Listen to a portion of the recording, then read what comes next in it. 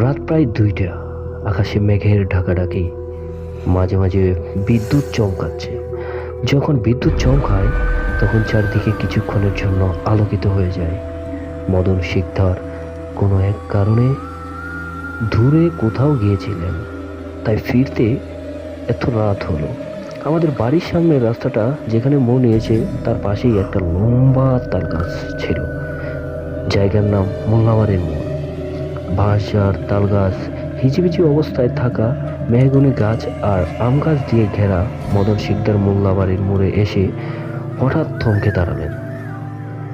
কিছুক্ষণ চুপ করে থাকার পর তিনি বুঝতে পারলেন সামনের তাল গাছটা কাঁপছে, থরথর করে কাঁপছে। কিছু একটা বুঝতে পেরে তিনি গাছের মাথার দিকে আর তাকালেন না। আবারও বাড়ির দিকে পা বাড়ালে তাল গাছটা প্রবলভাবে কাঁপা শুরু করে। হঠাৎ মদন শিকদারের উপর কে যেন প্রস্রাব করে দেয়। উটকো গন্ধযুক্ত প্রস্রাবে মদন শিকদারের শরীর ভিজে যায়। মদন শিকদার আর কাল বিলম্ব না করে এক দৌড়ে বাড়িতে এসে পড়ে। বাড়িতে আসার পর লক্ষ্য করে তার শরীর পুরোটাই শুকনো, একটু ভিজা নয়। এই ধরনের ঘটনা সেই মোল্লাবাড়ির মোড়ে মাঝে মাঝে ঘটত। মোল্লাবাড়ির সেই মোড় থেকে একটু আগে রাস্তার বাম পাশে একটা বড় আম গাছ ছিল। ইয়া বড় বড় আম ধরতো সেই গাছে। আষাঢ় মাসে জ্বরে যখন আম কুড়াতে যেতাম সেই আমতলায়, তখন মাঝে মাঝে বড় বড় আম মাথার উপরে অনেকটাই পড়তো। একদিন স্কুল ছুটি দিয়েছে আমার।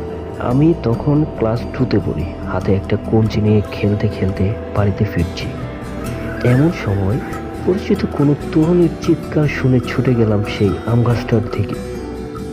গিয়ে দেখি সেই বড় আপু চোখ বড় বড় করে এদিক সেদিক তাকাচ্ছে।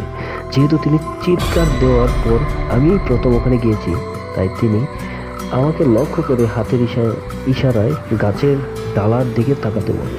আমি গাছের দিকে তাকালাম এবং তাকিয়ে যা দেখলাম তা আমার মৃত্যুর আগ পর্যন্ত মনে থাকবে। দেখলাম গাছের একটা মেয়ে ফাঁসিতে, মানে ফাঁসির দড়িতে ঝুলে আছে। মানে এখানে কারণটা হচ্ছে, হ্যাঁ হ্যাঁ, গাছে একটা মেয়ে ফাঁসির দড়িতে ঝুলে আছে। মাথাটা একটু বেঁকে আছে, মুখ দিয়ে লালা পড়ছে। এতক্ষণে আরো মানুষ এসে গেছে। আমি ততক্ষণে প্রায় অজ্ঞান হয়ে গেছি। আসলে এই বয়সে আমার জন্য ঘটনাটি খুবই ভয়ঙ্কর ছিল। ওই দিন সারাদিন লাশটা গাছে ঝুলেছিল, কেউ নামায়নি। দূর দূরান্ত থেকে মানুষ ঝুলে থাকা লাশ দেখার জন্য এসেছিল সেদিন। আমি প্রচণ্ড ভয় পেয়েছিলাম। আসল ঘটনা হচ্ছে, সেই মেয়ের মৃত্যুর পর শুরু হয় মানুষের নানা রকম ভয় ভীতির। এলাকার অনেকেই দেখতে থাকে। অনেক রাতে সেই মরে যাওয়া মেয়েটি সেই গাছের আশেপাশে ঘোরাঘুরি করছে। রাস্তা দিয়ে কেউ হেঁটে গেলে হাতের ইশারায় ডাকে। তার কয়েকদিন পর এলাকার মুরব্বীদের উদ্যোগে গাছটা কেটে ফেলা হয়।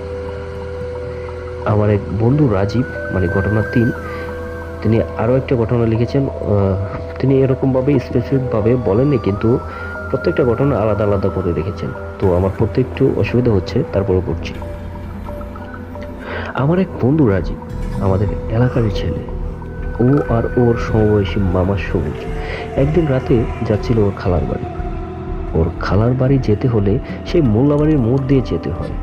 সবুজের হাতে টর্চ লাইট, মা বাগনে গল্প করতে করতে আসছে। এমন সময় ওরা দেখলো সামনে থেকে কিছু একটা ওদের দিকে ধীর পায়ে হেঁটে আসছে। মুখ দিয়ে হালকা গঙ্গানির শব্দ। ওরা ভাবলো হয়তো পাগল টাগল কিছু একটা হবে। ওরাও সামনের দিকে এগিয়ে চললো। সেই জিনিসটা যখন ওদের পাশ দিয়ে গেল, তখন মনে হলো যেন কাঁচা মাছের গন্ধে চারদিকটা ছেয়ে গেছে। সবুজ একটু সাহস করে যখন পাশে ফিরে থাকালো, তখন দেখা গেল একটা জ্যান্ত মাছ চিবুচ্ছে। 2 ইঞ্চি সমান দাঁত, আর মাছটাকে ছাড়া ওর আর কিছু দেখতে পেল না। মানে 2 ইঞ্চি সমান দাঁত আর মাছটা ছাড়া ওর আর কিছু দেখতে পেল না। ওরা ভয় পেয়ে গেল আর কাল বিলম্ব না করে সোজা হাঁটা দিল। রাজীবের বাবা তখন বয়সের যুবক। বন্ধুরা মিলে একদিন প্ল্যান করলো ছাগল চুরি করা হবে। প্ল্যান মোতাবেক একটি ছাগলও চুরি করা হলো। আমাদের এলাকার পাশে বিশাল একটা বিল আছে, নাম কুটাবাড়ি।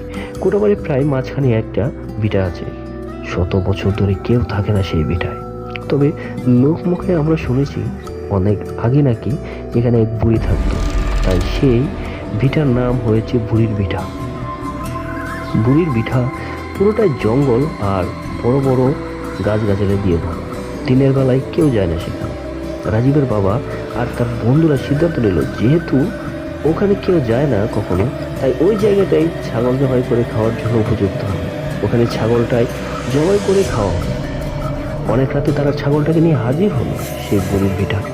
ছাগল জবাই করলে ছাগলের রক্ত যেন এদিক সেদিক ছড়িয়ে ছিটিয়ে না যায়, তাই একটা গর্ত করা হলো। ছাগলটা গলা সেই গর্তের উপর রেখে তারা ছাগলটাকে জবাই করা শুরু করলো এবং আশ্চর্য হয়ে লক্ষ্য করলো সেই গর্তের উপর একটা হাতের ছায়া এসে পড়েছে। রক্ত গর্তে না পড়ে সেই হাতের ছায়াটার উপর গিয়ে পড়ছে। এমন রক্ত চুষে খাওয়ার মতো আওয়াজ করে কেউ রক্ত চুষে খাচ্ছে। তো এটাও ছিল আরেকটা ঘটনা। তারপরে আরো কয়েকটা ঘটনা আছে, তা হয়তো একটু লম্বা হবে, কিন্তু আমি ঘটনাগুলো সম্পূর্ণগুলোই পড়বো। যেহেতু পাঠিয়েছেন কষ্ট করে, সেহেতু আমিও একটু কষ্ট করে পড়বো। ঘটনা অন্য আরেকটা ঘটনা। এলাকারই দুই ভাই রাতের বেলা কুটাবাড়ির বিল ধরে আসছিল। বুড়ির ভিটার কাছাকাছি এসে দেখে বুড়ির ভিটার কারো জানাজার নামাজ পড়ানো হচ্ছে। মানে বুড়ির ভিটাটার কাছে যখন আসলো তখন তখন তারা দেখলো ওই বুড়ির ভিটাতে কারো জানাজার নামাজ পড়ানো হচ্ছে। তারাও নামাজে শরিক হলো। নামাজের পর সেই বুড়ির ভিটাতে লাশ দাফন করা হলো। তারাও লাশ দাফনে সহযোগিতা করলো। তারপর বাড়িতে এসে ঘুমিয়ে পড়লো। সকালবেলা ঘুম থেকে উঠে সবার কাছে জানতে চাইলো এলাকাতে কে মারা গেছে। সবাই বলল, কই, কেউ তো মরেনি। তারা দুশ্চিন্তায় পড়ে গেলেন। তাহলে গত রাতে তারা কার জানাজা পড়লো, কাকে দাফন করলো? ছুটে গেলেন বুড়ির ভিটার লোকজন নিয়ে। গিয়ে দেখা গেল কোনো কবর নেই সেখানে। আরেকটা ঘটনা পড়ছি। এলাকার এক হুজুরের কাহিনী। সে যখন মাদ্রাসায় পড়তো তখন তাদের এক শিক্ষক তাদেরকে খালি জীবনের গল্প বলতো। তাদের সেই শিক্ষকের সাথে নাকি গাঁজাখুরি গল্প তার শিক্ষকের সাথে নাকি জীবনের এখানে প্রত্যেকটা অসুবিধা হচ্ছে, তারপরেও চেষ্টা করছি। তাদের সেই শিক্ষকের সাথে নাকি জিনদের ভালো সম্পর্ক ছিল। তারা সেই শিক্ষকের কথা গাঁজাখুরি গল্প ভেবে উড়িয়ে দিতেন। তো সেই শিক্ষক একদিন তাদেরকে প্রমাণ দেখাতে নিয়ে গেলেন মাদ্রাসার পিছনে কোনো এক জনমানবহীন জায়গায়।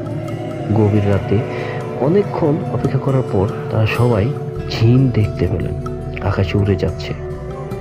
তাদেরকে দেখে এক ব্যাগ মিষ্টি ফেললো জিনেরা। তারা সবাই নাকি সেই মিষ্টিও খেয়েছিল। সব শিক্ষা প্রতিষ্ঠানেই ছিল কিছু অতি পুংটা পোলাওয়ান থাকে, তাদের মাদ্রাসাতেও ছিল। তিনিও সেই পুংটাদের দলেই ছিলেন। তো তারা সিদ্ধান্ত নিলেন তারা কয়েকজন মিলে আবারও সেই জায়গায় যাবেন গভীর রাতে। তারপর দেখবেন সত্যি সত্যি জেনেরা সেখানে উড়ে কিনা। অনেক রাতে তারা অবস্থান নিলেন সেই জায়গায়। হালকা বাতাস বইছে, মশাদের উপদ্রব প্রকট। আকাশে কিছু কিছু জিনদের দল উড়ে যাচ্ছে, এটাও দেখা যাচ্ছে। তারা সবাই ভয় পেয়ে গেল। তারা ভেবেছিলেন হয়তো আজও মিষ্টি ব্যাগ নেমে আসবে আকাশ থেকে, কিন্তু মিষ্টি পাওয়া গেল না। জিনেরা মিষ্টির ব্যাগ ফেললো না, ফেললো একটা আস্ত মানুষের লাশ। সেই মোল্লাবাড়ির মোড়ে একদিন রাতে এক লোক আসছিল। সেই লোক আমাদের এলাকায় নতুন এসেছে, বাজার চেনে না, এত রাতে বাজার খোলা থাকে কিনা তাও জানে না। মোল্লাবাড়ির মোড়ে এসে তিনি দেখলেন একজন মহিলা মাথায় লম্বা ঘুমটা টেনে হেঁটে যাচ্ছে। তিনি বাজার কোন দিকে তা জিজ্ঞেস করার জন্য মহিলাকে ডাকলেন, আম্মা, বাজারটা কোন দিকে? মহিলার কোনো সারা শব্দ নেই। আবারও ডাকলেন, সারা শব্দ নেই। তৃতীয়বার ডাকার পর মহিলা দাঁড়ালেন, ঘুমটা খুলে হঠাৎ যখন লোকটার দিকে তাকালেন তখন লোকটা অজ্ঞান হয়ে গেলেন। এরকম বিভৎস চেহারা কাউকে তিনি জীবনে কখনো দেখেননি। মহিলার মুখের মাংস এবড়ো তেবড়ো, চোখ দুটো যেন বের হয়ে আসছে। তবে এইরকম ঘটনা আমাদের এলাকায় অনেকেই ঘটে, মাঝে মাঝে। হয়তো অনেকের জীবনে এইসব ঘটনা ঘটে, কিন্তু ভয়ে তারা কিছু প্রকাশ করে না। হয়তো এর চাইতে অনেক ভয়ঙ্কর ঘটনা ঘটে গেছে অনেকের জীবনে, আমাদের অজানাতেই তারা সেই সব অভিজ্ঞতা নিয়ে বেঁচে আছে আমাদের মাঝে। তো এই ছিল মূলত কয়েকটি ঘটনা, বেশ কয়েকটি ঘটনা পাঠিয়েছেন, তবে নামটা বলতে বারণ করেছেন, যার জন্য আমি নামটা প্রকাশ করছি না।